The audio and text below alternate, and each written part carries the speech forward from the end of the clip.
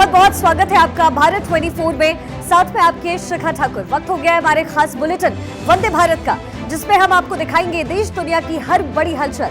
तो चलिए बिना रुके शुरू करते हैं खबरों का सिलसिला।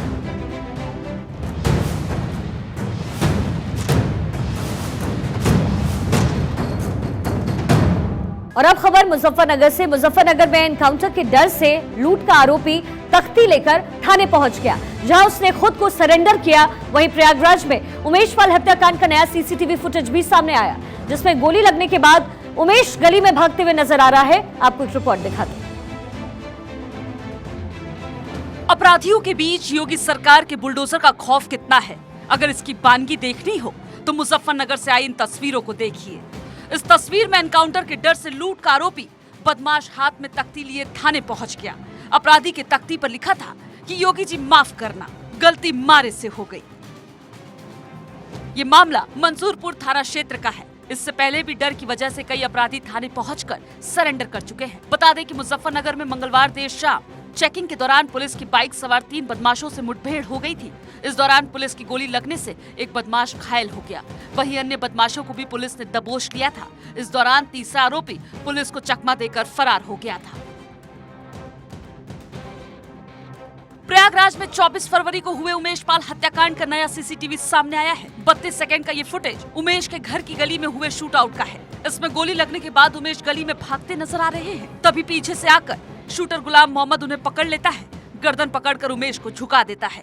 गोली लगने के बावजूद उमेश उससे भिड़ जाते हैं। उसके चंगुल से खुद को छुड़ाकर भागने लगते हैं। तभी पीछे से अतीक अहमद का बेटा असद दौड़ता हुआ आता है और उमेश की पीठ पर 2 फायर कर देता है। इसके बाद उमेश अपने भाई के घर के अंदर घुस जाते हैं।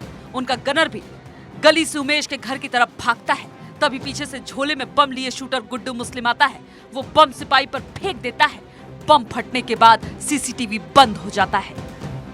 और चलिए इन तस्वीरों के बाद अब बात करते हैं दिल्ली से आई तस्वीरों की, जहां हंगामा मचा हुआ है।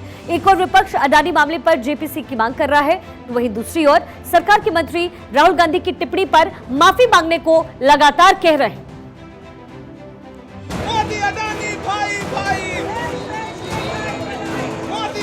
बजट सत्र के दूसरे सेशन में हंगामा जारी रहा। विपक्षी दलों के नेताओं ने अडानी विवाद और जेपीसी की मांग को लेकर संसद में विरोध प्रदर्शन किया और मानव श्रृंखला बनाई।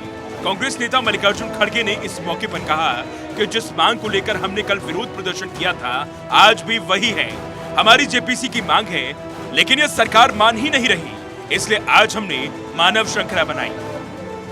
डिमांड हम जब करते हैं तो उसमें सत्यता निकालने की कोशिश करते हैं, तो ये सरकार मान रही नहीं, इसीलिए हमको कल प्रोसेशन करना पड़ा। आज भी हुए हंगामे और वार पलटवार को देखते हुए सदन की कार्यवाही स्थगित हो गई। विपक्ष लगातार अडानी मुद्दे पर सरकार को घेर रहा है। वहीं सरकार की ओर से राहुल के बयान पर माफी मांगने की कवायद भी तेज हो गई है। और इसी माफी मांगने की कड़ी आज एक बार फिर केंद्रीय मंत्रियों ने प्रेस कॉन्फ्रेंस कर राहुल पर निशाना साधा, जिसके बाद सियासी हंगामा तेज हो गया है।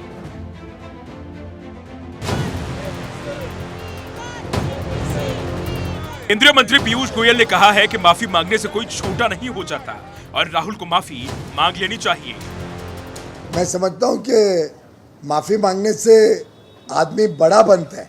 वो अपने छोटे मन और छोटी सोच का परिचय दे रहे हैं। संसद में पहले 2 दिनों की तरह आज भी हो हल्ला हुआ, हंगामा हुआ। इससे पहले विपक्ष के 18 दलों ने कांग्रेस के राष्ट्रीय अध्यक्ष मल्लिकार्जुन खड़गे के घर मीटिंग की, जिसमें सरकार को घेरने की रणनीति तैयार की गई थी। और वहीं कांग्रेस नेता राहुल गांधी विदेश से वापस लौटने के बाद सदन पहुंचे। दोपहर 3:30 पर राहुल मीडिया के सामने आ गए और प्रेस कॉन्फ्रेंस कर कई सवाल पूछ डाले, जिसका जवाब रविशंकर प्रसाद की ओर से दिया गया। सुनिए।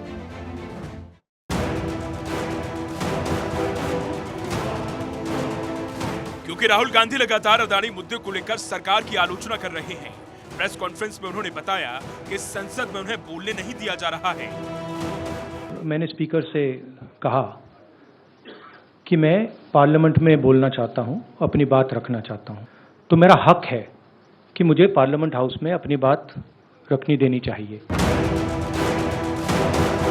राहुल यही नहीं रुके, उन्होंने कहा कि सरकार अदानी मुद्दे पर डरी हुई है।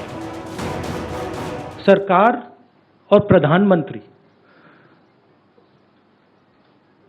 जो अदानी जी का मुद्दा है उससे डरे हुए हैं और इसीलिए उन्होंने ये पूरा तमाशा प्रिपेयर किया है। राहुल ने सरकार से कुछ सवाल भी पूछे, जिसमें अदानी और नरेंद्र मोदी जी का रिश्ता क्या है, डिफेंस कॉन्ट्रैक्ट गौतम अदानी को ही क्यों दिए जा रहे हैं, श्रीलंका और बांग्लादेश में जो बातचीत हुई वो क्यों हुई और किसने की, ऑस्ट्रेलिया में पीएम नरेंद्र मोदी, अदानी और स्टेट बैंक के चेयरमैन की जो मीटिंग हुई वो क्यों हुई, उसमें क्या डिस्कस हुआ। ऐसे तमाम सवाल शामिल थे। बहरहाल लंदन में राहुल की टिप्पणी को लेकर सियासत गरमाई हुई है।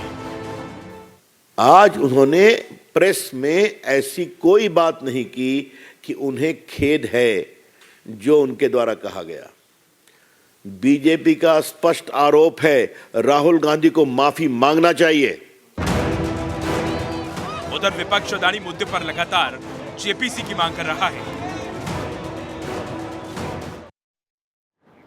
देखिए, लंदन में राहुल गांधी की टिप्पणी पर केंद्र के मंत्री लगातार हमलावर हैं। राहुल को लेकर रोज एक केंद्रीय मंत्री प्रेस कॉन्फ्रेंस कर रहे हैं। राहुल गांधी पर कई आरोप लगा रहे हैं। स्पेशल 7 राहुल के खिलाफ जो बोला गया वो हम आपको बता रहे हैं। राजनाथ सिंह ने कहा देश का अपमान किया गया। वहीं पीयूष गोयल ने कहा कि देशद्रोह का केस राहुल गांधी पर चले। प्रहलाद जोशी ने कहा भारत की संप्रभुता पर राहुल गांधी ने सवाल उठाए। वहीं अनुराग ठाकुर का कहना था कि देश को बदनाम किया गया है। स्मृति ईरानी ने कहा जिसने गुलाम बनाया उससे मदद मांगी राहुल गांधी ने। साथ ही किरण रिजिजू ने कहा विदेश में देश को गाली दी है राहुल गांधी ने। वहीं रविशंकर प्रसाद ने भी चोट किया। उन्होंने कहा कि लोकतंत्र को राहुल ने अपमानित किया है।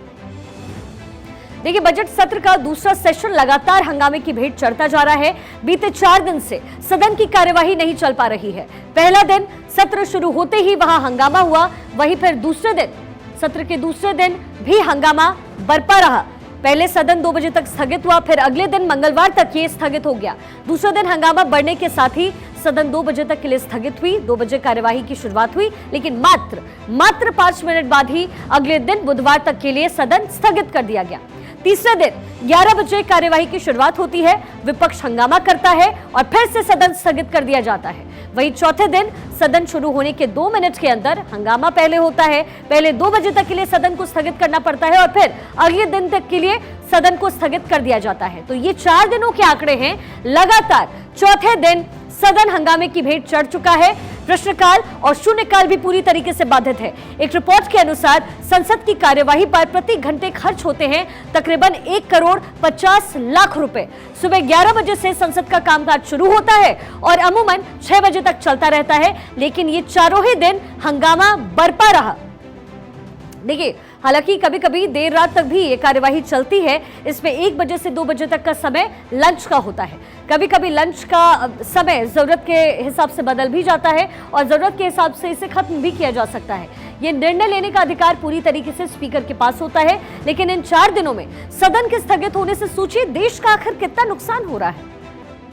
आर्टिफिशियल इंटेलिजेंस कंपनी OpenAI ने ChatGPT का नया एडवांस वर्जन GPT-4 लॉन्च किया है, जो कई सब्जेक्ट का एक्सपर्ट माना जा रहा है। इसमें कई खूबियां हैं जिसे लोग बेहद पसंद भी कर रहे हैं। ChatGPT के नए और एडवांस वर्जन में क्या कुछ खूबियां हैं, इसके बारे में भी अब जान लेते हैं। सबसे पहले ChatGPT-4 की क्या कुछ खूबियां हैं आपको बता दें, पहले से ज्यादा सटीक है। ChatGPT का एडवांस वर्जन भाषाओं और व्याकरण समेत कई सब्जेक्ट के मामले में पहले से ज्यादा अच्छा और सटीक हो गया है। इसके साथ ही तथ्यों के करीब पहले की तुलना में GPT-4 सवालों के सीधे और सटीक जवाब देता है। इमेज देख करके जवाब देगा। ये एक बहुत ही एडवांस फीचर है। GPT-4 की ये खूबी लोगों को खूब पसंद आ रही है। तस्वीरें देखकर ये उनको डिस्क्राइब करने में सक्षम है और कई सलाहें भी ये दे सकता है। किसी मरीज की बीमारी और उससे संबंधित मुश्किल मेडिकल शब्दावली समझ अगर आपको नहीं आ रहा तो आप ChatGPT का इस्तेमाल कर सकते हैं और इलाज का सही तरीका और दवाओं की सलाह भी ChatGPT दे सकता है। हमारी सलाह है कि आर्टिफिशियल इंटेलिजेंस से सलाह भले ही आप ले लें, लेकिन डॉक्टर से परामर्श आप जरूर करें। आर्टिकल को भी ये एडिट कर सकता है, ये भी एक खूबी है। साथ ही ChatGPT-4 किसी आर्टिकल को पढ़कर उसको एडिट कर सकता है, कैप्शन, विवरण और संक्षेप में लिख सकता है। ये 25,000 शब्दों तक प्रोसेस करने में पूरी तरीके से सक्षम है। अच्छा हुआ सेंस ऑफ ह्यूमर भी ये पहले से बेहतर और नए जोक्स सुना सकता है, बल्कि विषय दिए जाने पर नए जोक्स बना भी सकता है, पहेलियां भी बुझा सकता है, सुलझाने में भी ये माहिर है। GPT-4 की रीजनिंग क्षमता काफी बेहतर हो गई है। ये जटिल पहेलियों और क्विज को सॉल्व करने में पूरी तरीके से सक्षम है। कई कठिन परीक्षा को पास भी कर सकता है। GPT-4 कई स्टैंडर्डाइज्ड परीक्षा अच्छे परसेंटाइल के साथ पास कर सकता है। इसने कई अमेरिकी स्कूली और यूनिवर्सिटी स्तर की परीक्षाओं में ये कमाल करके भी दिखाया है। देखिए, यूजर्स के मुताबिक GPT-4 में अब भी कुछ खामियां हैं। ये कुछ वैसे ही गलतियां करता है जो पिछला चैटबॉट करता था। सही गलत की खुद पहचान करने में सक्षम ना होने के चलते ये कई बार पूरी तरीके से गलत जानकारियां भी दे देता है। और चलिए अब खबरों के सिलसिले में आगे बढ़ते हैं। नासिक से चली किसानों की भीड़ ने शिंदे सरकार की मुश्किलें बढ़ा दी हैं। महाराष्ट्र के अलग अलग जिलों के किसान अपनी समस्या लेकर के मुंबई पहुंच गए हैं। अपनी 14 सूत्रीय मांगों को लेकर के किसान प्रदर्शन कर रहे हैं। वहीं प्रदर्शन करने वाले किसानों से सरकार की मुलाकात हुई, जिसके बाद किसानों ने कहा कि बैठक में सकारात्मक चर्चा हुई, लेकिन जब तक उनकी मांगें पूरी नहीं हो जाती तब तक ये आंदोलन जारी रहेगा। किसानों ने सरकार को 20 तारीख का वक्त दिया है।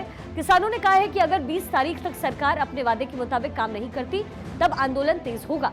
सरकार से बातचीत में किसानों ने प्याज उत्पादकों को 600 रुपए प्रति क्विंटल की तत्काल वित्तीय राहत, 12 घंटे के लिए निर्बाध बिजली आपूर्ति, कृषि ऋण में माफी और बिजली बिल माफ करने जैसी मांगे रखी हैं।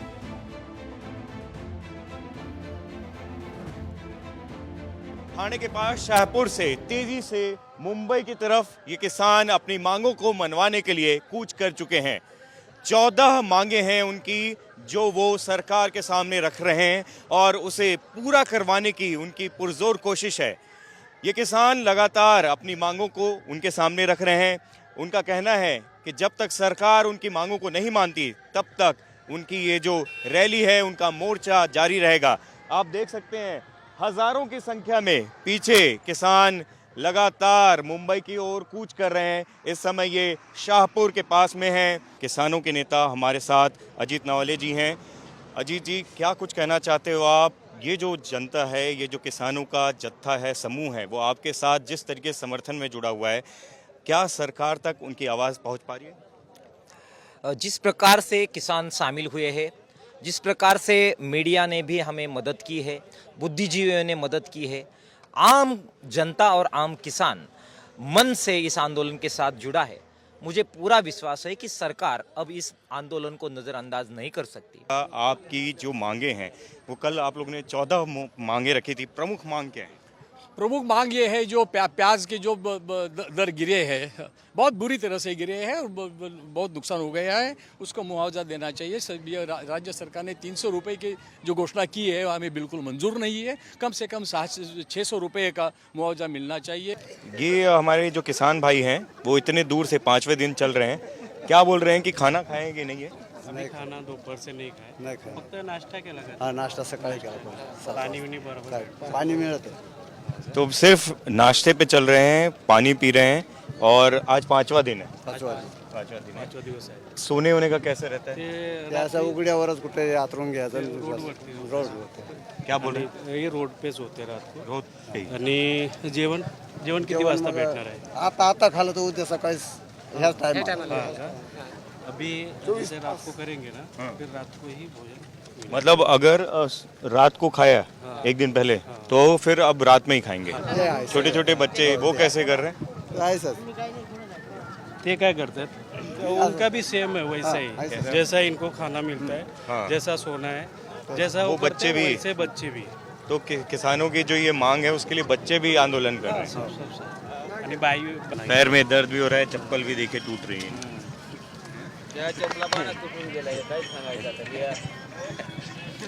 आप देखिए मुस्कुराहट दिख रही है, चप्पल टूट गया है, पैरों में दर्द है, लेकिन मुस्कुराहट चेहरे पे है। ये है हमारे देश का किसान। अजून कोण आहे तुमच्या घरी? घरी कोण आहे? घरी कोण आहे? वडिलाच आहे. किती वडील? किती काय वडील? पोरगे किती? एक बच्चा है इनका, बता रहे हैं और इनको एक बच्चे हैं और ये खेती का ही काम। खेती के लिए कई लोगों के बच्चे भी आए हैं। ये देखिए इनके पैरों के चोटों को। क्या बोल रहे हैं? इनको पैर में चोट लगी है, क्या बोल रहे हैं? चालून थक होतं, जेवण नाही, काही नाही, खावण नाही. क्या बोल रहे हैं? आणि पुढे ते गाडी आहेत ना आपली मेडिकलची, मेडिकलची गोळ्या घेऊन काय चहा घ्यायचा, चहा घेतला तर घेतला, नाही तर घेत नाही भेटत. जितना इनको मिलना चाहिए दवा, उतना नहीं मिल, बस काम मात्र। मतलब मेडिकल की व्यवस्था है लेकिन पैर में चोट लगी है या कुछ हो गया है तो वो जो व्यवस्था होनी चाहिए वो प्रॉपर मिल नहीं पा प्रॉपर रही, नहीं है। लेकिन उस चोट के साथ भी ये चलते जा रहे हैं। नाही भेटत. नाश्ता वगैरे काय नाही आणि दुपारी तुम्हाला भेटला काय नाश्ता वगैरे? नाही सकाळी केलता ना भात करून खाला. स्वतःच घेऊन आला स्वतःचा आणले बॉटला बॉटलचं पाणी पण स्वतःच, इनका खुद का पानी और खुद का खाना पीना ये लोग लेके चल रहे हैं। और कब खाए थे? 24 घंटे ये लोग भी? जेवण कधी भेटलं होतं तुम्हाला? सकाळीच खाल्लं होतं. सकाळी ना? आता संध्याकाळी खाऊ. पानी वगैरह पाहिजे का? पानी देऊ का तुम्हाला? नाही पाणी पिलो. हाँ, वो सुबह ही केवल ये लोग खाए थे 8 बजे, तो अभी कुछ वो मिला नहीं है। घर में कौन कौन है, कितनों को छोड़ के आए? घरी कोणी आहे? आम्हाला पोरं सोर आहे ना. पोरं टाकतात. तोडीचे काम करतात. तोडी ऊस तोडायला. क्या बोल रहे हैं? ये घर पे इनके लड़के भी वही किसानी का ही काम करते हैं। उन सबको ये छोड़ के, छोटे नाती पोते बच्चे बहू सबको छोड़ के आया हूँ। इसी बीच शिंदे और उद्धव का मामला चुनाव आयोग के बाद सुप्रीम कोर्ट, अब सुप्रीम कोर्ट में गरमाया हुआ है ये मुद्दा। वहीं इसी मामले के कुछ दूसरे पहलुओं को लेकर के सुप्रीम कोर्ट में बहस चल रही है। कोर्ट में क्या कुछ हुआ है आपको इस रिपोर्ट के जरिए दिखाते हैं। महाराष्ट्र में संग्राम, कोर्ट में शिंदे उद्धव पक्ष में घमासान। उद्धव ठाकरे और शिंदे की जंग कोर्ट में जारी है, सवालों के घेरे में पूर्व राज्यपाल कोश्यारी। उद्धव और शिंदे विवाद में सुप्रीम कोर्ट की तलक टिप्पणी के बाद महाराष्ट्र के तत्कालीन राज्यपाल भगत सिंह कोश्यारी की भूमिका को लेकर सवाल उठ रहे हैं। 20 जून को शिवसेना के विधायकों के साथ एकनाथ शिंदे पहले गुजरात और फिर गुवाहाटी चले गए थे, जिसके बाद डिप्टी स्पीकर ने इन विधायकों को दल बदल कर नोटिस भेज दिया था। इस नोटिस के खिलाफ एकनाथ शिंदे सुप्रीम कोर्ट चले गए, जहां कोर्ट ने शिंदे गुट के विधायकों को अंतरिम राहत प्रदान की थी। उसी दौरान बीजेपी राज्यपाल के पास गई और उद्धव सरकार को अल्पमत में बताकर एक पत्र सौंप दिया। बीजेपी से पत्र मिलने के बाद तत्कालीन राज्यपाल भगत सिंह कोश्यारी उद्धव ठाकरे को बहुमत साबित करने के लिए कहा। उद्धव ने बहुमत साबित करने से पहले इस्तीफा दे दिया। कोश्यारी इसके बाद एकनाथ शिंदे को मुख्यमंत्री पद की शपथ दिलवा दी। शिवसेना ने राज्यपाल के इसी फैसले पर सुप्रीम कोर्ट में याचिका दाखिल की है। शिवसेना के सुभाष देसाई ने ये याचिका दाखिल की है, जिस पर संवैधानिक बेंच सुनवाई कर रही है। शिवसेना और महाराष्ट्र में राजनीतिक संकट पर सुनवाई के दौरान सुप्रीम कोर्ट की संवैधानिक बेंच ने राज्यपाल की भूमिका पर सख्त टिप्पणी की थी। सुनवाई के दौरान सीजेआई डीवाई चंद्रचूड़ ने कहा कि राज्यपाल को किसी भी क्षेत्र में प्रवेश नहीं करना चाहिए जो सरकार के पतन का कारण बनता है। कोर्ट ने कहा कि यह दुखद तमाशा है। सीजेआई ने सुनवाई के दौरान कहा कि राज्यपाल ने शिवसेना के आंतरिक विवाद को कैसे सरकार के खिलाफ अविश्वास मान लिया। राज्यपाल का पक्ष रख रहे सॉलिसिटर जनरल तुषार मेहता ने कहा कि यह उनकी संवैधानिक जिम्मेदारी थी। सुनवाई अभी चल रही है, कोर्ट का क्या फैसला आएगा इसका सबको इंतजार है। Bureau report, Bharat 24। यूरोप में रूस यूक्रेन के युद्ध पर ब्रेक लगवाने में भारत की कोशिश को नोबेल प्राइज कमेटी की ओर से सराहा गया।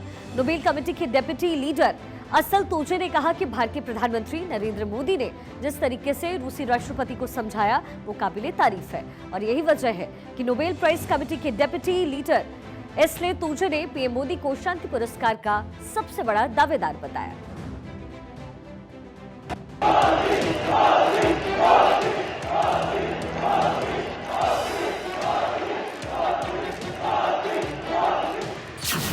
अब की बार पीएम मोदी नोबेल के दावेदार। पीएम मोदी को नोबेल शांति पुरस्कार की पहल। मोदी जंग खत्म कराएंगे, नोबेल का नॉमिनेशन पाएंगे। भारत दुनिया का सबसे बड़ा लोकतंत्र है। प्रधानमंत्री नरेंद्र मोदी पिछले करीब 9 साल से प्रधानमंत्री हैं। पीएम बनने के बाद दुनिया में उनकी लोकप्रियता आए दिन बढ़ती जा रही है। पीएम मोदी की अगुवाई में भारत का परचम पूरी दुनिया में लहरा रहा है।